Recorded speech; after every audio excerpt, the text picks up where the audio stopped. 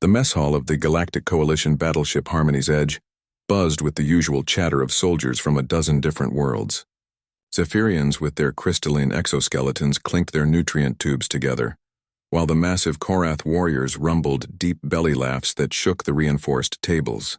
At the far end, a small group of newer recruits, mostly Villani with their pale blue skin and oversized eyes, clustered around a datapad, giggling at something on the screen.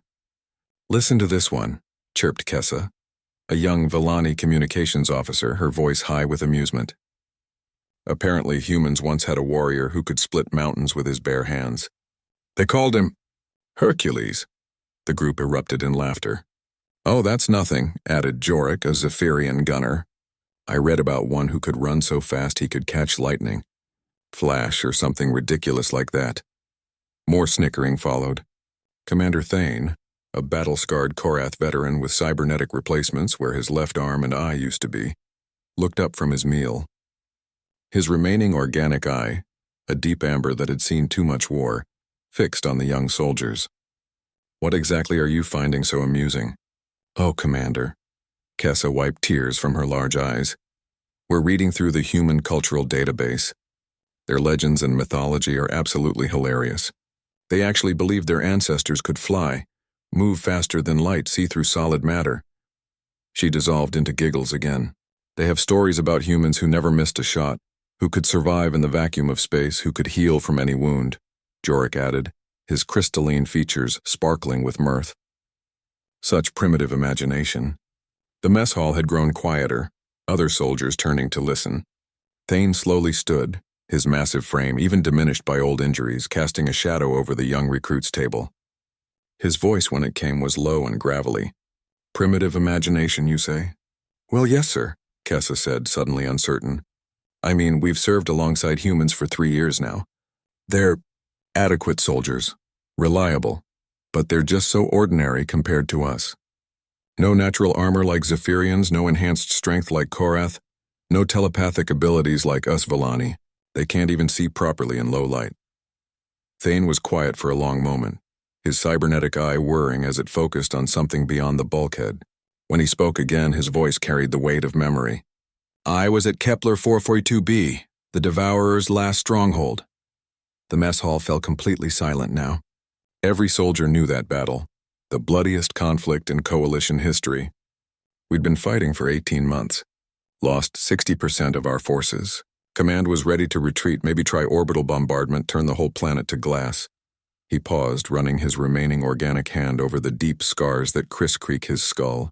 The Devourers had us pinned in the Crimson Canyons. No air support, they'd shot down everything we sent. No heavy armor, the terrain was too rough. Just infantry dug in, running low on everything that mattered. That's when the humans volunteered. "Volunteered for what, sir?" asked a young Korath warrior. "To walk across 30 kilometers of open ground, under constant fire, in environmental suits that were never meant for combat, carrying 100-kilo demolition charges on their backs." Thane's cybernetic eye clicked as it refocused. Command said it was suicide. The humans said it was Tuesday. Kessa shifted uncomfortably. "But sir, humans aren't—" "They can't what?" Thane's voice sharpened. "Can't survive what would kill the rest of us?" I watched Private Chen take a plasma bolt to the chest, a shot that would have vaporized any of you, get back up and keep walking. Because his suit was breached but not completely compromised, and he'd rather die moving forward than lying still. The commander began pacing, his heavy footsteps echoing in the silent mess hall. I watched Sergeant Martinez carry 2 wounded Villani, soldiers twice his size, for 8 kilometers through enemy fire. When we finally reached him, his bones were showing through his legs, stress fractures from the weight. You know what he said? "The job's not done yet, sir." Thane stopped pacing, his gaze sweeping across the assembled soldiers. Corporal Jackson had been awake for 72 hours straight, maintaining our communications while under siege. No stimulants, humans metabolize them differently, they don't work the same way.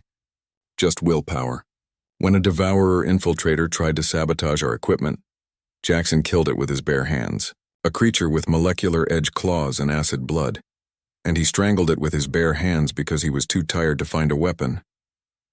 The silence stretched taut. Somewhere a ventilation system hummed. But here's the thing that really got to me. Thane continued, his voice dropping to almost a whisper. When we finally took the Devourer command center, when the war was over, when we were counting our dead, the humans weren't celebrating. They were grieving, not just for their own, for all of us. Every Villani, every Karath, every Zephyrian who didn't make it home. He looked directly at the young recruits. See, you're right about one thing. Humans don't have natural armor. They can't see in the dark. They're not telepathic. But they have something else. Something you don't find in any other species database. His cybernetic eye word. They refuse to accept that anything is impossible. Thane reached into his pocket and pulled out a small, worn piece of metal, a human military decoration. Captain Rodriguez gave me this before she died. Know what she said? She said, Commander, humans don't become legends. Legends become human when someone's brave enough to live them. The old warrior looked around the room one more time. So go ahead. Laugh at their stories about flying men and warriors who never miss. But remember this. Every time humans tell those stories, they're not just remembering the past. They're planning the future. Thane sat back down and returned to his meal. The mess hall remained silent for a long time. The only sound the gentle hum of the ship's engines carrying them all toward whatever impossible thing needed doing next. In the corner, Kessa quietly closed the human cultural database. Some legends she was beginning to understand weren't meant to be laughed at. They were meant to be lived.